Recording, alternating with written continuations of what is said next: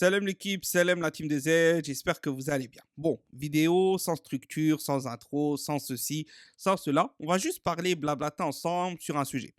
Ok, l'Algérie s'est qualifiée en huitième de finale de la CAN 2025. On finira premier du groupe, quoi qu'il arrive. Bon, mais maintenant, je pense qu'il y a beaucoup de gens qui sont trop dans les émotions.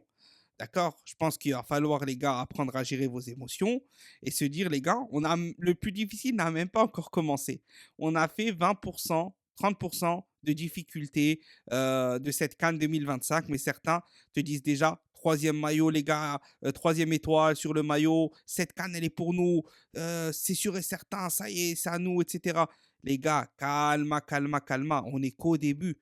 On est qu'au début, les gars. On n'a pas affronté. Et ce qui nous attend, c'est du très, très lourd. Parce que on va parler brièvement dans cette vidéo, comme j'ai dit, va avoir aucune structure, etc.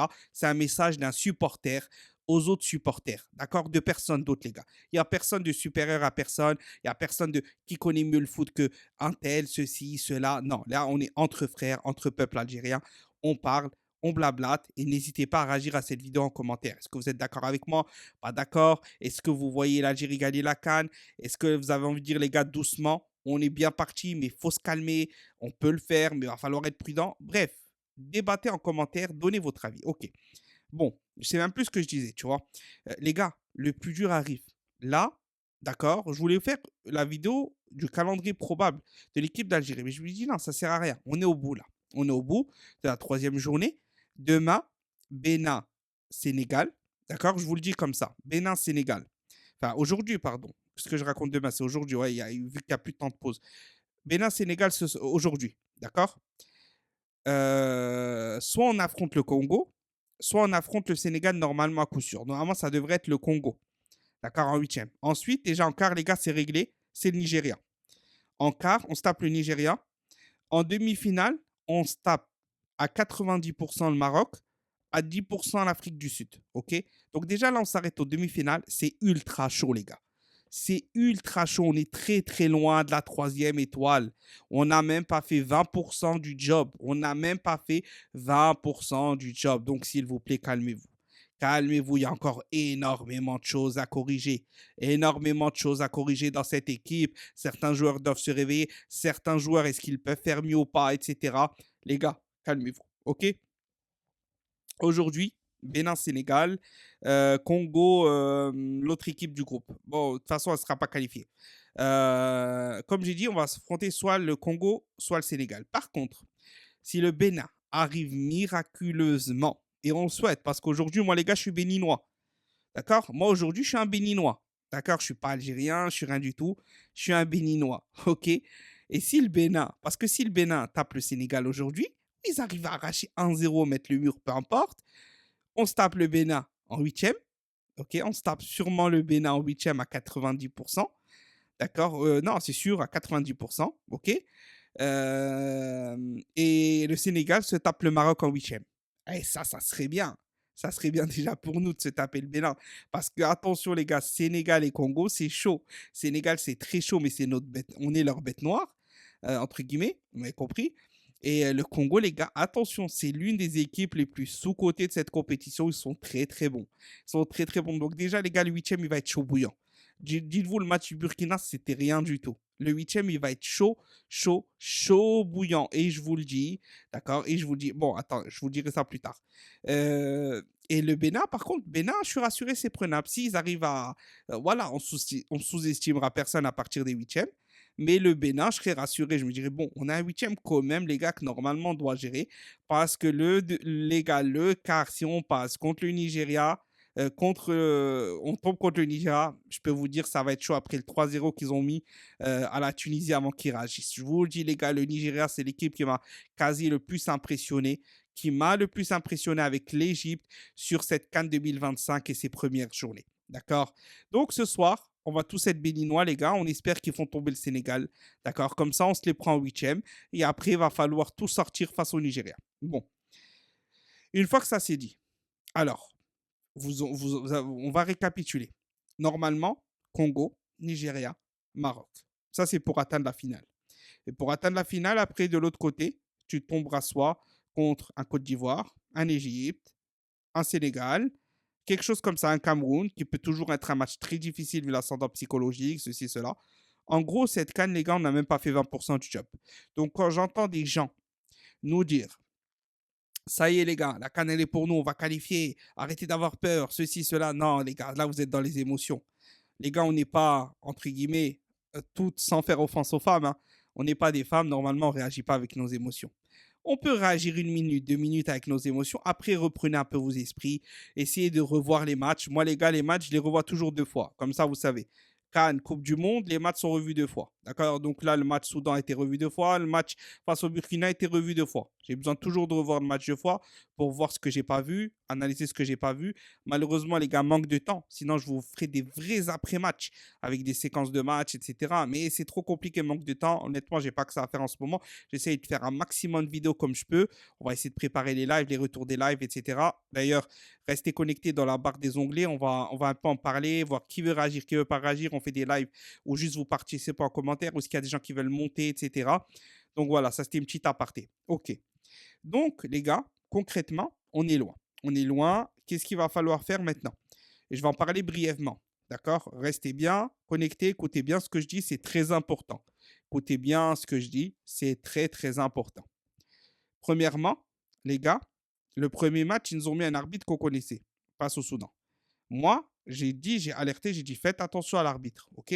Écoutez bien. Et des gens, ils ont dit, il ne faut pas parler de ça. Il y a des gens, ils ont dit, tu as raison, il faut en parler, scandaleux, ceci, cela. De toute façon, c'est scandaleux. Normalement, on n'a pas cet arbitre, hein. Peu importe qu'il a bien arbitré ou pas. Je pense même que parce qu'il a bien arbitré, que ça peut être un piège pour faire croire que, ah non, il n'y a pas de problème avec l'Algérie, regardez, ils ont fait du boucan pour cet arbitre, il ne s'est rien passé, eux, de toute façon, ils râlent toujours et tout. Ça peut être très stratégique, les gars, la CAN, vous connaissez l'Afrique, comment c'est. OK? Le deuxième, là, qu'ils nous ont mis, personne ne l'a vu venir. Mais les gars, ce qu'il a fait, en revoyant le match la deuxième fois, arbitrage catastrophique. Hadjem, il y a rouge tous les jours. J'ai revu, il lui a brisé la cheville. D'ailleurs, petit aparté, on en refera aussi une vidéo. Chergui, normalement, les gars, c'est fini malheureusement. Chergui, vrai soldat. On en avait besoin pour moi jusqu'au bout. D'ailleurs, avant le match, ceux qui me suivent sur Twitter, sur X, je l'avais dit, les gars, pourquoi il fait jouer Chergui? Avant ça, je dis, mais les gars, Chergui, il a annoncé, mais il n'est pas 100%, rassurez. Pourquoi il fait jouer? Laisse-le pour les huitièmes. Laisse Chergui pour les huitièmes. Là, on va normalement se qualifier en huitièmes, les gars. L'Algérie n'était jamais sortie du premier tour d'une compétition qui joue au Maghreb. Ça n'a jamais existé d'histoire. En général, quand c'est Maghreb, on sort du premier tour quoi qu'il arrive.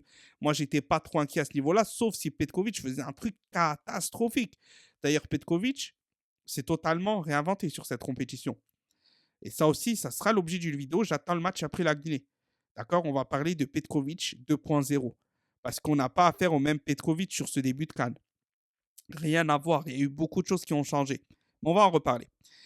Chergui out. Hadjem, je vous ai dit carton rouge normalement. Sa cheville KO, on ne sait même pas s'il sera rétabli ou pas pour au moins jouer les quarts. Parce qu'à la rigueur, les huitièmes, on peut se débrouiller, mais les quarts, ça va être très compliqué sans Hadjem. Et je pense que les gars, c'est cuit, honnêtement.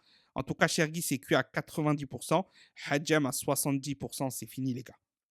Donc là, on a un vrai problème parce que Belghali et Ait Nouri, défensivement, je ne suis pas rassuré du tout. Pas rassuré du tout. Et il va falloir tester Dorval. Il va falloir peut-être tester, je ne sais pas. Je ne sais pas. En fait, faudra qu'on en reparle. OK, donc déjà ce sujet-là. Ensuite, les gars, attention, les cartons jaunes. Les cartons jaunes, ça va jusqu'au quart. Ça va jusqu'au quart. C'est-à-dire que si tu arrives à éviter les huitièmes, les cartons jaunes, c'est bon. Parce qu'au quart, même si c'était un carton jaune, en demi-finale, tout est remis à jour. D'accord. En demi-finale, tout est remis à jour. Ou en quart, je ne sais plus. Corrigez-moi si je me trompe. En tout cas, quart ou demi. Ouais, normalement, on peut encore jouer les huitièmes. Et après, en gros, si on a un carton, des cartons, des deuxièmes cartons, lors des phases de le troisième match Guinée équatoriale, les joueurs qui ont eu 2 cartons seront privés pour les huitièmes. D'accord. S'il y en a un qui a eu un carton, et pour l'instant, je crois qu'on a Benasser, et dites-moi-le en commentaire, on a Benasser et je ne sais plus qui. S'il reçoit un carton lors des huitièmes, il sera privé au quart face au Nigeria. Va falloir très très bien gérer. C'est pour ça que pour moi déjà, la Guinée équatoriale, les gars, on fait jouer que les remplaçants. On fait jouer que les remplaçants. Sauf Lucas Zidane, voilà, ça c'est le gardien, on le laisse. Même si on peut faire jouer Ben Boot, les gars, ça permet d'intégrer et tout, on ne sait jamais. Mais moi, je laisserai quand même Lucas Zidane parce qu'il est en train de prendre ses repères. Il commence à s'entendre avec la charnière. Euh, Surtout pas faire jouer Ben Sebaini, même si Ben Sebaini, je le vois bien. J'ai peur qu'il nous sabote, les gars. Parce que là, je reviens à l'arbitrage, hein. De toute façon, les gars, plus on va monter dans la compétition, et je vous dis, il y a des équipes africaines, dont le Maroc, ça, moi, je le dis, je le redis, rien à faire que les gens me disent t'es parano, ça ou ça, ont peur de l'Algérie, ont peur du derby algérien en demi-finale. Moi, je vous le dis à 100%. Et en demi-finale, ce qui est bien, c'est qu'on repartira avec zéro carton. Le Nigeria, on affrontera, c'est-à-dire même quelqu'un prend un carton, il ne sera pas privé en demi. Ça repart à zéro pour les demi et la finale. D'accord. Mais je suis sûr, et écoutez bien ce que je vous dis, les gars. Ils vont cibler quelques joueurs pour mettre des cartons et être privés du quart de finale face au Nigeria. Écoutez bien ce que je vous dis, retenez-le dans votre tête. Ok, on en reparlera. On en reparlera, Inch'Allah, si on arrive jusque-là. Parce que déjà, l'étape RD Congo au Sénégal, voire miraculeusement Bénin, quoi qu'il arrive, les trois vont être compliqués, mais le Bénin, d'accord, notre deuxième nation, d'accord, notre deuxième nation, le Bénin, euh, ça serait quand même bien, tu vois. Mais bon, ça sera pas sous-estimé, mais ça serait quand même bien. Ok. Donc, ce que je voulais faire avec cette vidéo, c'est simplement, les gars, vous dire calmez-vous. Et essayer de vous dire, les gars, oui, face au Soudan, on a montré une armada offensive après des changements. On a vu ce qui marchait, ce qui ne marchait pas. On a vu que Mazandi, ça marchait. On a vu que Bounedjah, ça marchait très, très bien. Dans le collectif, dans le pressing, dans l'intensité, physiquement, etc. Les gens qui disent que Bounedjah n'a pas fait une bonne canne, moi, je vous dis, les gars, avec tout, je respecte tous les avis foot. Mais s'il vous plaît, regardez les matchs, concentrez-vous sur Bounedjah. C'est le joueur qui a manqué le moins de buts quand les gens disent il fait que de rater. Les gars, je suis désolé, vous répétez la même chose à chaque fois. On dirait que vous ne regardez pas les matchs. On dirait qu'avant le match, vous avez déjà une idée en tête et qu'en fait, il va rater une fois et vous allez multiplier ce raté-là par 10.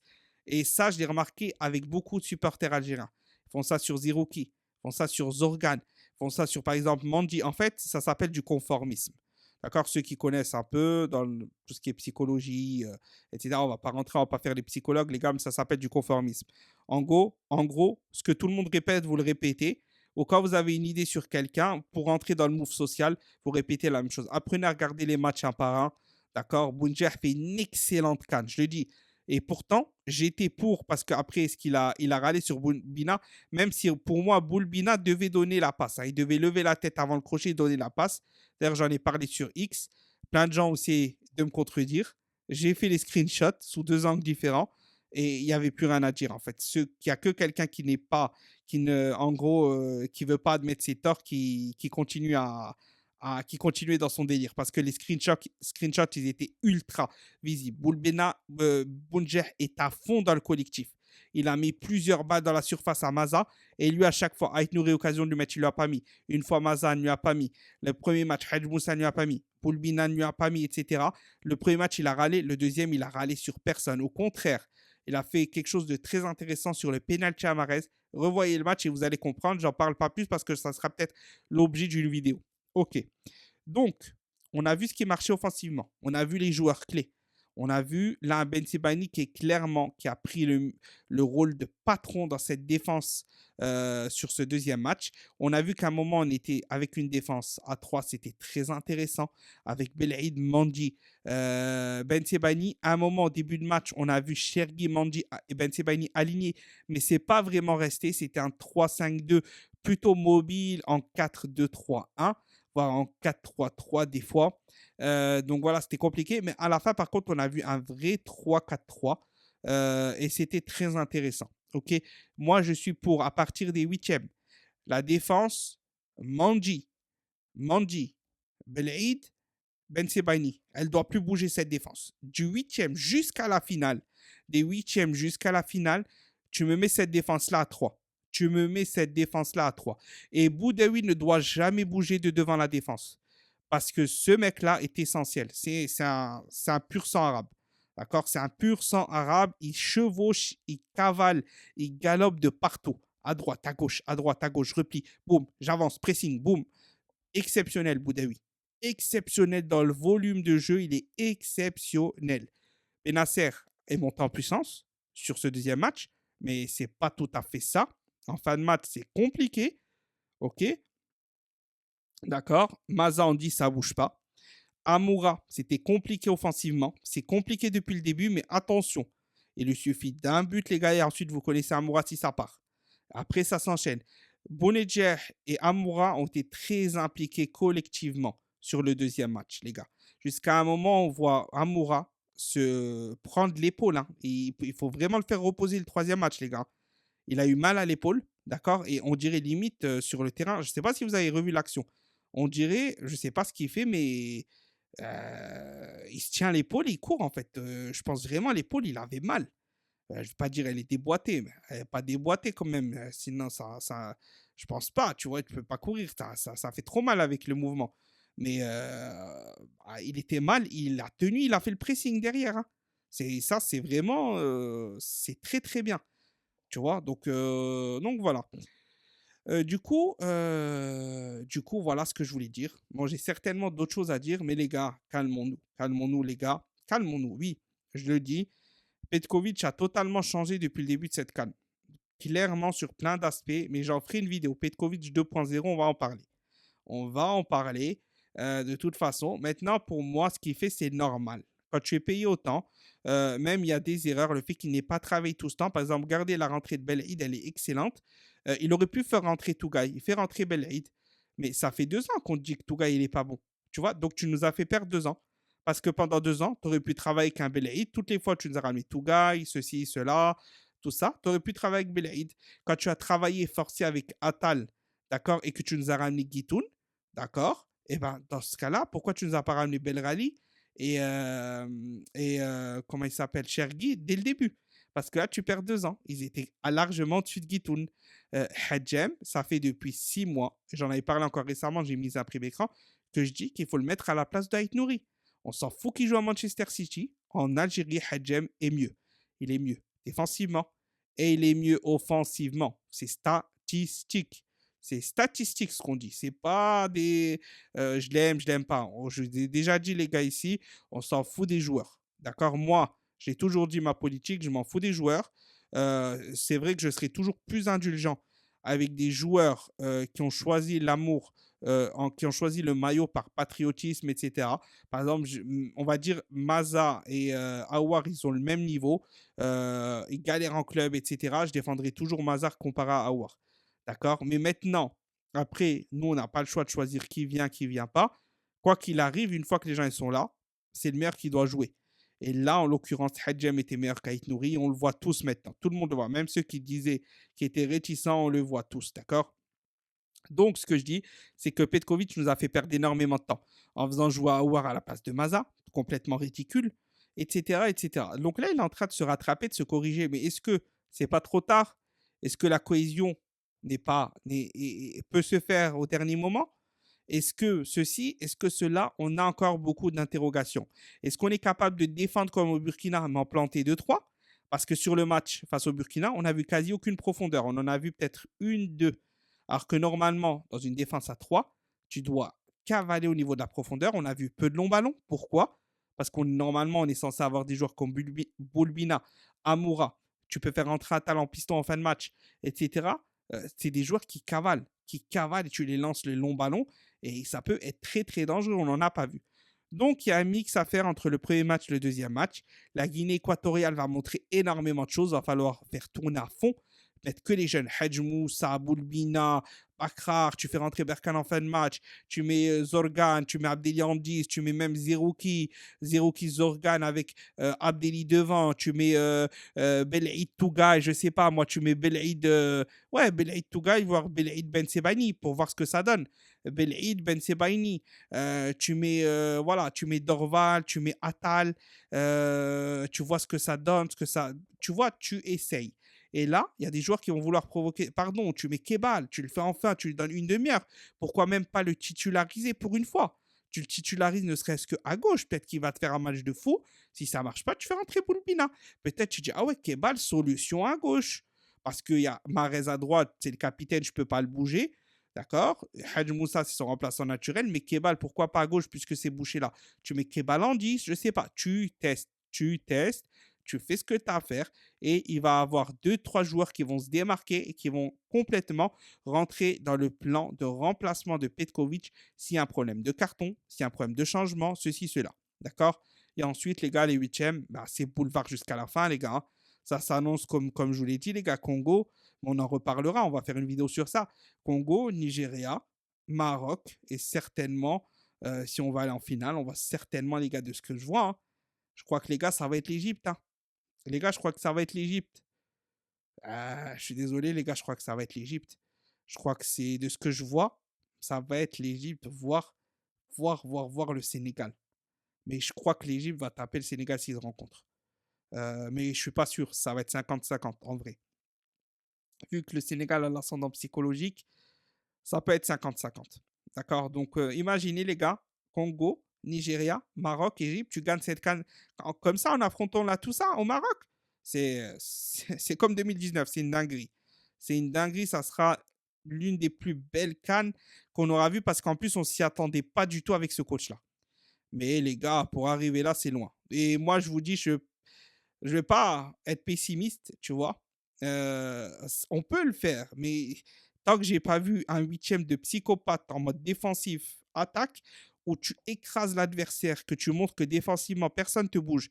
Et j'ai dit aussi sur X, c'est pour ça les gars, suivez-moi sur X, sur Twitter, on parle beaucoup. Tous les jours, il y a des tweets, les gars, sur des sujets qu'on n'aborde pas forcément sur YouTube parce que X, les gars, c'est un texte. J'écris 5 minutes, je poste. Pas de montage à faire, pas de titre, pas de description, pas d'hashtag, pas de tag là dans mettre dans YouTube, pas de montage. Tu vois, donc ça va vite en fait. C'est pour ça. Moi, je vous dis, suivez-moi sur X. Donc, et je disais, les gars, si l'Algérie met le meilleur 11 avec une défense à 5, d'accord. Et moi, je l'ai en tête, mais c'était quand il y avait Chergui et Hadjem, d'accord, parce que je voyais Belaïd, Mandi, Ben Sebaini, Hadjem et Chergui dans un rôle de piston donc défensif, donc dans un 3-4-3 défensif. C'est pas pareil qu'un 3-4-3 offensif. Et tu mets Boudaoui et soit Shaibi pour le volume de jeu, soit Benasser si il joue comme face au Burkina. Et tu joues des longs ballons et des passes très verticales entre les lignes pour des joueurs comme Boulbina et Amoura, d'accord?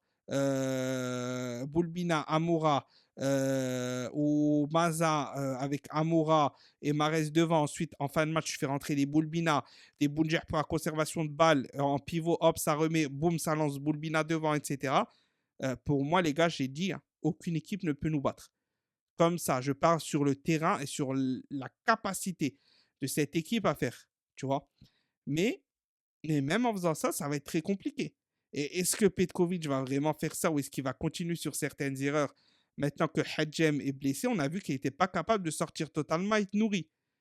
Tu vois, donc c'est problématique. Ça veut dire que lui, comptait quoi qu'il arrive, Atouri, attention. Je vous le dis, les gars, défensivement, Atouri, Belgali, ils vont nous mettre dedans à un moment. À un moment donné, ils vont nous mettre dedans, les gars, si ça continue. Moi, je ne suis pas rassuré. Dans une défense à 3, ça va. Tu peux sauver la baraque. Mais dans une défense à 4, tu fais jamais ça. Si Petkovic nous remet Ait Nouri, Belrali dans une défense à 4 et qu'on perd le match, c'est une faute professionnelle. C'est clairement une faute professionnelle parce que là, des supporters te le disent. Des gens de Twitter qui n'ont aucun diplôme te le disent. Des gens de YouTube, de TikTok te le disent. Si tu fais ça et que tu es payé 135K, c'est une erreur professionnelle. Donc, ne fais pas ça. Et je vois qu'il y a du changement. Il est en train de faire ce qu'on dit, sur beaucoup de gens disent. D'accord? On voit qu'il est en train de le faire. Mazandis, un Riyad Mahrez qui n'est pas vraiment ailier droit depuis le début de cette canne. D'accord? Il joue beaucoup plus dans l'axe. Des fois même, je dirais pas électron libre parce que j'ai revu les matchs de fois, c'est pas vraiment électron libre. Mais des fois, il vient même sur le côté gauche vers le milieu de terrain. Mais je l'ai vu, ça. Je peux faire imprimer écran et montrer à l'image. C'est pas un problème. Donc, il y a quelque chose de. Un mouvement que j'arrive pas à identifier de Riyad Mahrez. Je dirais entre l'électron libre, un ailier droit électron libre qui va au cœur du jeu, pas vraiment un 10. Et bref, c'est un peu bizarre. C'est un peu bizarre, honnêtement. Si quelqu'un comprend ce qu'il dit exactement à Mahrez comme instruction, mais j'ai l'impression qu'il dit un peu de se faire oublier, de rentrer, d'avoir du mouvement, etc. Et que le système est fait un peu, pas autour de lui, mais presque. Presque. Et ça le libère de son côté droit et de sa rigueur de poste, de positionnement. Donc, voilà. Voilà. Donc, les gars, je vais couper. En fait, je me rends compte, ça fait 25 minutes que je parle. Franchement, les gars, si vous êtes restés jusqu'à la fin, ça fait plaisir parce que je suis parti totalement dans mon délire de les gars, gérez vos émotions, calmez-vous. Donc, les gars, si vous êtes restés jusqu'à la fin, je sais pas, dites-moi, je sais pas, un truc, écrivez-moi en commentaire votre plat préféré, voilà. Mettez-moi Rechta, c'est de la frappe, ou Cherchoucha, c'est de la frappe, ou Shorba Frik, c'est de la frappe, ce que vous voulez. Comme ça, je saurai qui est resté jusqu'à la fin. D'accord? Parce que vraiment, j'ai parlé 25 minutes. Je dis, je vais faire une vidéo 10 minutes juste pour dire, les gars, calmez-vous un peu. Ça va être difficile, ça va être compliqué. On est qu'au début. Patati, patata. Et en fait, on est parti comme ça. Parce que quand on est lancé, on est lancé. Et en vrai, on va essayer de commencer les lives. Et vous savez, les gars, avec moi, les lives, quand on a commencé les lives nocturnes sur YouTube, il n'y avait personne qui faisait des lives nocturnes sur YouTube. Et l'un des premiers qu'on a lancé, 2, 3 jours après, on a commencé à minuit. On est resté jusqu'à 5h, 6h du matin. Moi, si je trouve des bons intervenants, d'accord? Et là, en plus, on est en période, entre guillemets, de vacances, fin d'année, congé, tout ça, tout ça. Des fois, si c'est très intéressant, c'est dur de s'arrêter. Donc, on va en parler dans les lives en espérant qu'il y ait des intervenants qui veulent venir de qualité, etc. Veille de match, ceci, cela. Et on va parler correctement et voilà. Tout le monde va kiffer, etc. Voilà. En tout cas, c'était tout. Donc, si vous êtes resté jusqu'à la fin, vous savez ce qu'il vous reste à faire en commentaire. N'hésitez pas à liker, commenter, partager, donner votre avis, votre ressenti. Vous êtes d'accord, vous n'êtes pas d'accord. Ici, vous êtes libre de vous exprimer, vous êtes libre d'être contre mes avis, vous êtes libre de tout dire, mais toujours dans le respect. Toujours dans le respect, sans prendre personne de haut, sans insulte, etc. Et Inch'Allah, la troisième étoile pour l'Algérie, oui. Savoir gérer nos émotions, oui. Mais y croire quand même, oui, c'est important. Et rêver, c'est pas interdit. Tahia l'Algérie, salam l'équipe.